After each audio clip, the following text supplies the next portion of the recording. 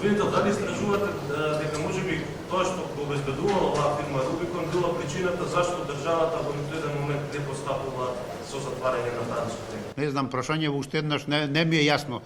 Дали истражувано е се што е потребно за овој кривичен правен настан во рамки на кривичното дело за кое што доколку има нешто ново, за ново кривично дело, и понатаму ќе се истражува и ќе се води постапка и за тоа. Дали фирмата Рубикон е причината зашто работела дискотеката на Комна? Газдата на Рубикон, сопственикот што е управител, во моментов е во притвор. Против него се води истражна постапка, што значи дека сите тие околности и факти што се потребни за утврдување на вина кај него ќе бидат утврдени.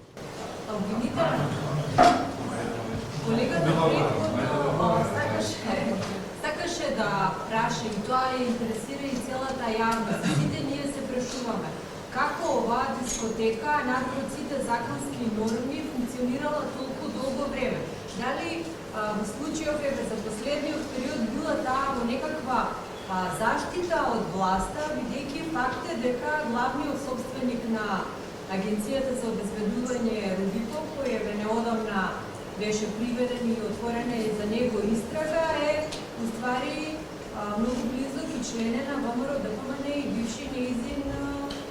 Во неколку наши соопштенија, тоа го истакнав јас, дека и нас ни е чудно и на целата јавност како целиот период од најмалку 10 години никој не вршел таму надзор.